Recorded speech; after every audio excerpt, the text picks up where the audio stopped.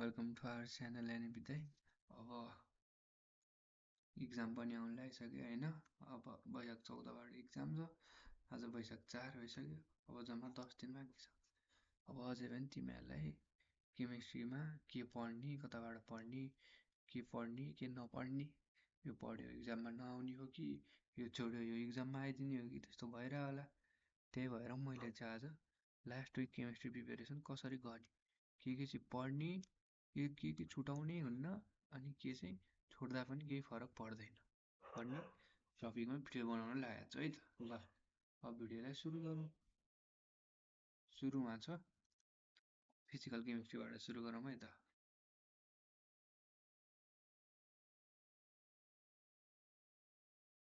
Physical केमिस्ट्रीमा सुरुमा हाम्रो के छ त, भोल्युमेट्रिक र आयोनिक छ। त्यसलाई अहिले छोडौँ है त। सुरुमा छ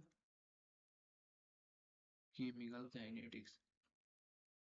अब यसबाट पढ्न त सबै पढ्नुपर्छ, तर लास्ट आवर प्रिपेरेसनमा अब लास्टमा के पढ्ने भएको बेलामा के पढ्ने त भन्दा त यसमा क्या टेबलवाला न्युमेरिकल हुन्छ नि, त्यो कन्सन्ट्रेसन निकाल्ने के निकाल्ने न्युमेरिकल हुन्छ नि, हो त्यो पढ्ने। अनि त्यसपछि अरू भनेको सिम्पल टर्म्स, त्यो डिफिनेसनहरू हुन्छ नि त्यस्तोहरू पढ्नु पर्यो। त्यसपछि अर्को छ थर्मोडाइनामिक्स। अब यसबाट चाहिँ के पढ्ने, यसबाट पनि न्युमेरिकल पढ्ने। कस्तो पढ्ने, फर्मेसन अफ हिटको क्यालकुलेसनवाला त्यस्तो हुन्छ नि। कुन भन्दाखेरि यस्तो इक्वेसन बनाउने 3-4वटा अनि सल्भ गर्ने। मैले त्यो यो च्यानलको first video past question solution गरिदिएको छु मैले, त्यसमा त्यो भिडियोमा छ है त, त्यहाँबाट हेर्न सक्छौँ।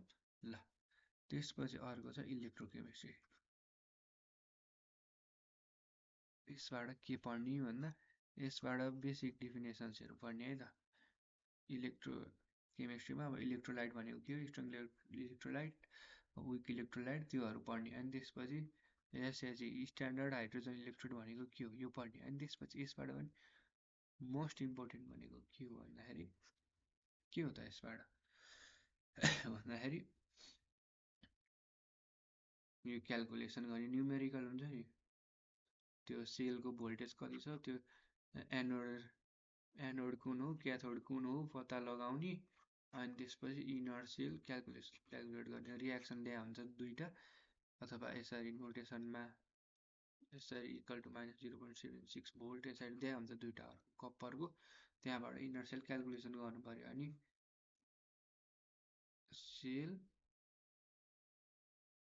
सेलको त्यो डायग्राम, सेल भनेमा त पछाडिको ब्याट्रीहरूको होइन कि अगाडिको है त, ब्याट्रीहरूबाट खासै क्वेसन सोधेर हुन्छ। यति भयो यो फिजिकल केमिस्ट्रीमा। अर्को छ भोलोमेट्रिक। अब भोलोमेट्रिक एनालाइसिसबाट चाहिँ के पढ्ने भन्दाखेरि म चाहिँ के भन्छु भन्दाखेरि यसको चाहिँ अहिलेलाई इग्नोर न्युमेरिकल्स। अब तिमीलाई आउँछ अलिअलि बेस छ भने त तिमीलाई यो हेर्दा भयो, नभए चाहिँ न्युमेरिकल इग्नोर गर्दै। किनभने यसमा धेरै डिफ्रेन्ट टाइप्स छ कि, डिफ्रेन्ट टाइप्सको छ अनि धेरै पनि छ कि धेरै, एकदमै धेरै छ। त्यही भएर यसबाट के पढ भन्दाखेरि बेसिक टर्म्स, यसमा बेसिक सिम्पल टर्म्सहरू धेरै छ नि, हो कि titration, titrant, primary substance, secondary substance, त्योहरू पढ है त। अनि त्यसपछि अर्को छ आयोनिक। आयोनिक इक्विलिब्रियममा नि के गर, न्युमेरिकललाई इग्नोर गरिदियो अहिलेको लागि है त। अब हेर्नै मन छ भने के हेर भन्दाखेरि पिओएच क्यालकुलेसन्स। अब धेरै जस्तो न्युमेरिकल त यही क्यालकुलेट गर भने आउँछ, तर बेसिक त्यो इजीवाला है त, इजीवाला यस्तो पनि सोध्न सक्छ। अनि त्यसपछि यो दुइटाको यिनीहरूको रिलेसन यो अनि अलिअलि केबाट हेर, ओल्ड इज गोल्डबाट यस्तै यो इजीवाला न्युमेरिकलहरू छ भने गर। एस प्लस कन्सन्ट्रेसन त्यहाँ हुन्छ यहाँबाट, अनि पिएच निकाल भन्दाखेरि त माइनस लग एस प्लस यस्तोवाला हेर है त। यो भयो, यति थियो फिजिकल केमिस्ट्रीमा। त्यसपछि छ अर्ग्यानिक।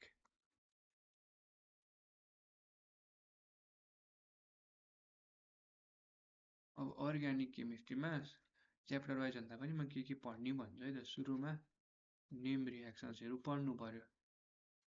नेम रिएक्सन्स कुन पढ्ने के छ त्यो सायद मैले एउटा भिडियोमा भनेको छु। नेम रिएक्सन्स चाहिँ ल्याएको त्यो सोलुसन चाहिँ गरेको छैन, कुन पढ्ने त्यो मैले एउटा भिडियोमा हालेको छु, त्यो भिडियो चेक गर। अनि त्यसपछि के छ त मोस्ट इम्पोर्टेन्ट कन्भर्जन्स, यो हेर, यो पनि चेक, यो अर्को भिडियो छ है त, यो मैले बनाएको छु। अझै अरू पनि चाहिन्छ भनेदेखि भिडियो चाहिन्छ भने कमेन्ट गर, इक्जामभन्दा अगाडि म लिएर आउँछु। यति गऱ्यो भने नेम रिएक्सन्स यहाँ 5 देखि 8 मार्क्स, यो पनि 5 मार्क्ससम्म त आउँछ कन्भर्जन भनेपछि के भयो त 13 मार्क्स त यत्तिकै नै आउने भयो। अनि यदि तिमीहरूलाई लगभग सबैको के त प्रिपेरेसन र प्रोपर्टिज आउँछ, इफ यो आउँछ भने के हेर त भन्दाखेरि त्यो चेन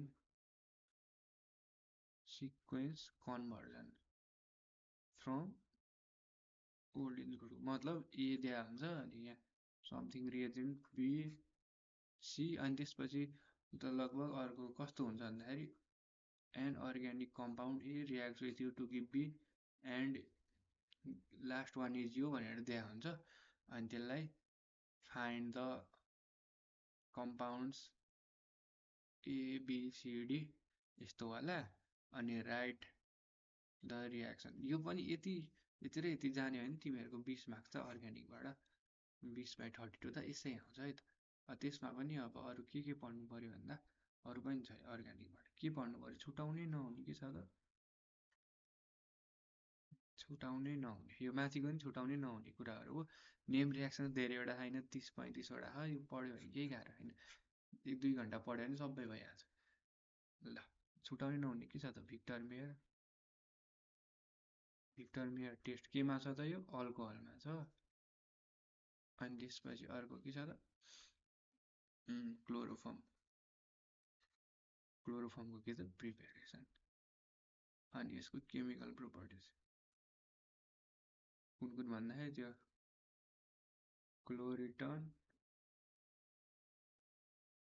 क्लोरोफिक्रिन फर्म हुनेवाला है त, यो फर्म हुनेवाला। अनि अर्को छ कार्बाइलमाइन रियाक्सन छ नि, त्यो नेम रियाक्सनमै पर्छ, त्यही पनि ल यति भयो है त। अनि त्यसपछि त्यही अब त्यो अनि अमाइन्सबाट त्यही प्रिपेरेसन फ्रम नाइट्रो कम्पाउन्डबाट चाहिँ रिडक्सन यसको रिडक्सन इन एसिडिक मिडियम, यो पढ्नु पर्यो। यो छुटाउनै भएन यति कुरा, यो छुटाएन, यति पढ्यो भने त पास हुन त एकदमै सजिलो। यो थियो अर्ग्यानिक। अब त्यसपछि छ अनि अर्ग्यानिकबाट इफ यु क्यान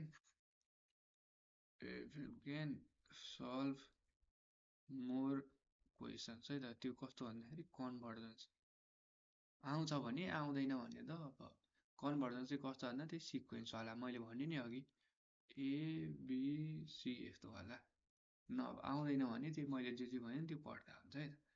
त्यसपछि त इनअर्ग्यानिकमा पनि लास्टेड च्याप्टर धेरै छन्, के छ त हेभी मेटल्स भन्न के। अब हेभी मेटल्सबाट मेरो प्रेडिक्सन अनुसार चाहिँ मैले भने अनुसार चाहिँ के मोस्ट इम्पोर्टेन्ट चाहिँ के छ भन्दाखेरि मैले भने मानेर पढ्छौ भने चाहिँ स्टिलको बोथ प्रोसेस पढाएको थियो, म्यानुफ्याक्चर के छ त बेसिक अक्सिजन र अर्को के छ ओपन हर्ट छ नि त, यो दुईटा पढ। अनि यसको के त डिफ्रेन्सेस पनि सोध्न सक्छ है त। अनि अर्को छ कोरोजन अफ के त आइरन, यो पढ। अनि त्यसपछि अर्को यो AgNO3 यसलाई के भन्छन् त लुनार कस्टिक हो। यसको राइट द केमिस्ट्री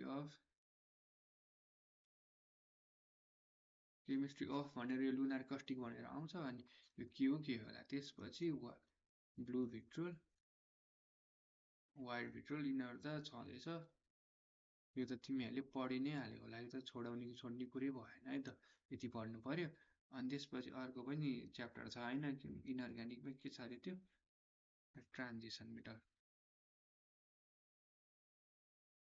यसबाट अहिलेसम्मको हेर्ने भने 1 मार्कको MCQ आज, त्यही भएर यसलाई के गर्न सकिन्छ त इग्नोर गरिदिनु यो च्याप्टरलाई, यो नपढ्ने च्याप्टर के छ लिगान्ड्स के छ च्याप्टर लास्टै झ्याउ लाग्दो छ, दिमाग खराब हुन्छ तिमीहरूको पढ्न लाग्यो भने। त्यही भएर इग्नोर गर्दैन, पढ्नु नै छ नि क्रिस्टल फिल्ड थ्योरी पढ्ने। तर अहिलेसम्म सोधेको छैन, नयाँ सिलेबस आएपछि यही एकवटा मार्क्सको एउटा एमसिक्यू सोध्छ, त्यो टुक्का हान्दा नि मिल्छ त्यो त।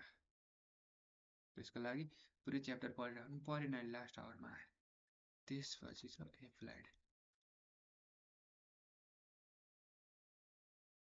कति मार्क्सको भयो त यो? 8 मार्क्स। अब यसबाट के पढ्ने त?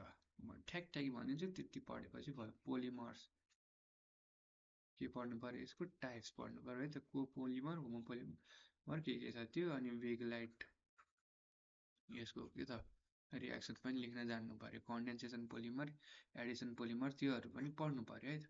त्यसपछि त सिमेन्ट, सिमेन्टमा के त यसको फ्लो सिट डायग्राम,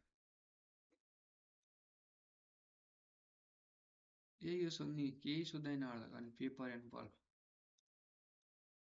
यसो अनि के त फ्लो सिट डायग्राम,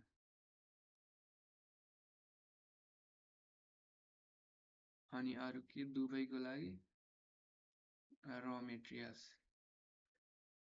के चाहिन्छ यति पढे पुग्छ यहाँबाट, धेरै पढ्नै पर्दैन।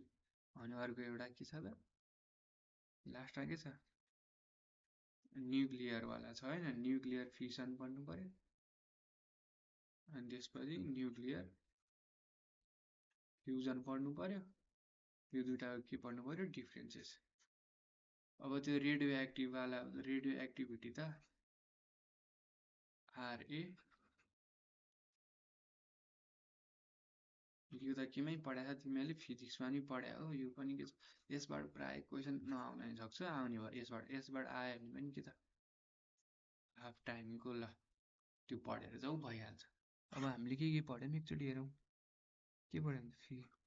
के भन्नु, फिजिकलबाट के पढ्ने भने मैले कि त्यहाँबाट तिमीले त्यति पढ्यो भने तिमीहरूको 10-15 मार्क्स त यसै आइहाल्छ।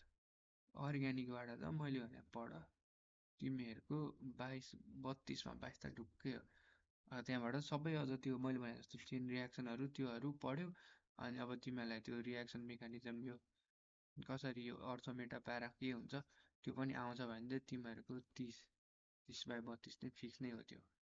अनि त्यसपछि के इनअर्ग्यानिकबाट कति आउँछ त? अब त्यही एउटा केमिस्ट्री आउँछ 10 मार्क्स, यसरी नै 5 मार्क्सको ढुक्कै भइहाल्यो। अनि एप्लाइडबाट यति पढ्यो भने, मैले भने जति पढ्यो भने 8मा 8 हो भनेपछि कति भयो त? 20-10 30 प्लस यो 2 10 प्लस 5 45 त इजी पास। अब सबै पढ्यो, अरू पनि पढ्यो, यहाँबाट पनि अब एउटा मात्र आउँछ भन्ने पनि छैन। त्यो एमसिक्यू आउँछ त्यो ट्रान्जिसन मेटलबाट, त्यो छोडिदिँदा भयो। यदि पढ्यो भने त 75 - 11 ल 66मा के अरे सरी 64मा तिमीहरूको कति आउँछ त? 45। अब तिमीहरूले एमसिक्यूमा ल 8वटै मिलायो भने नि कति आउँछ त? 55 प्लस त यत्तिकै आउँछ तिमीहरूको। मैले भने जति पढ्यो भने, अब यसरी पढ्यो भने त पास हुन केही गाह्रो छैन। अझै पहिलादेखि राम्रो पढ्यो बेस भएको मान्छे छ भने त उसले त A+ त इजी ल्याउँछ है त। ल सबैजनालाई बेस्ट अफ लक। केही भिडियो चाहिन्छ भने कमेन्ट गर, इक्जाम सकेसम्म म छिट्टो भिडियो लिएर आउने कोसिस गर्छु। अहिलेसम्मको लागि चाहिँ बाई बाई। अब म अर्को भिडियोमा टाइम भ्यायो भने फिजिक्सको भिडियो लिएर आउँछु है त, के पढ्ने भनेर। अहिले राति 12 AM मा म यो भिडियो रेकर्ड गरिरहेको छु। ल सबैजनालाई बेस्ट अफ लक, अरू भिडियोमा भेटौँला।